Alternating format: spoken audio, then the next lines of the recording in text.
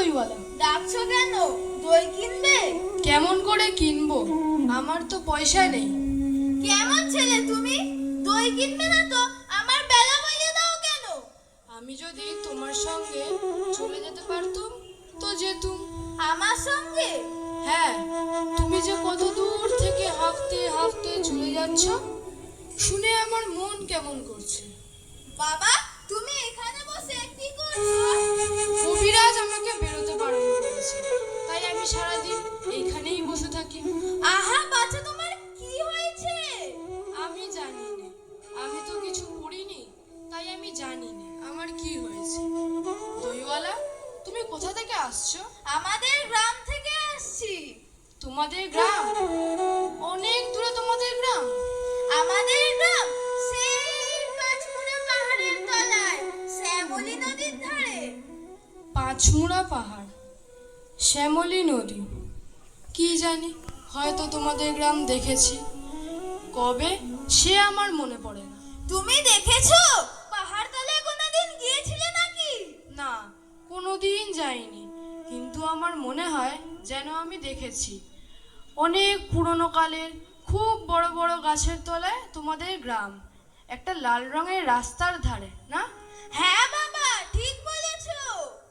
সেখানে পাহাড়ের গায়ে সব গরু চড়ে বেড়াচ্ছে। কি আশ্চর্য! ঠিক বলেছো, আমাদের গ্রামে গরু চড়ে বই কি, খুব চড়ে। মেয়েরা সব নদী থেকে জল তুলে মাথায় কলসি করে নিয়ে যায়, তাদের লাল শাড়ি পরা। বাহ বাহ, ঠিক কথা। আমাদের গয়লাপাড়ার মেয়েরা নদী থেকে জল তুলে তো নিয়ে যায়, তবে কি না তারা সবাই যে লাল শাড়ি পরে তা নয়। কিন্তু বাবা, তুমি নিশ্চয়ই আমাদের গ্রামে কোনোদিন বেড়াতে গিয়েছিলে। সত্যি বলছি দইওয়ালা, আমি একদিনও যাইনি। কবিরাজ যেদিন আমাকে বাইরে বেরোতে বলবে সেদিন তুমি নিয়ে যাবে তোমাদের গ্রামে? যাবো বই কি বাবা, খুব নিয়ে যাবো। আমাকে তোমার মতো ওই রকম দই বেচতে শিখিয়ে দিও, ওই রকম বাঘ কাঁধে নিয়ে, ওই রকম খুব দূরের রাস্তা দিয়ে। মরে যাই, দই বেচতে হবে কেন বাবা? এতে তো পুঁথি পড়ে তুমি পণ্ডিত হয়ে উঠবে। না না, আমি কখনো পণ্ডিত হব না।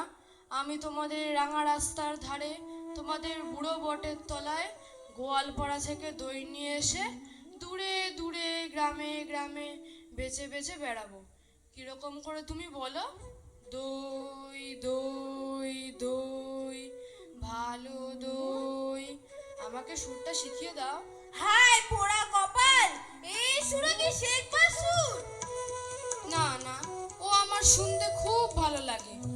আকাশের খুব শেষ থেকে যেমন পাখির ডাক শুনলে মন উদাস হয়ে যায়, তেমনি ওই রাস্তার মোড় থেকে ওই গাছের সারির মধ্যে দিয়ে যখন তোমার ডাক আসছিল, আমার মনে হচ্ছিল, কি জানি কি মনে হচ্ছিল। একবার দই তুমি খাও বাবা।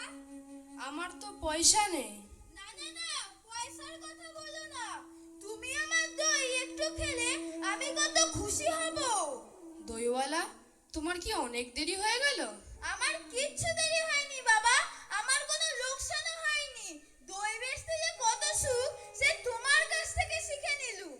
দইওয়ালা, তুমি আবার হাঁক পারো না? দই দই দই, ভালো দই। আমি তোমার সাথে গলা মিলিয়ে সুরটা শিখে নি।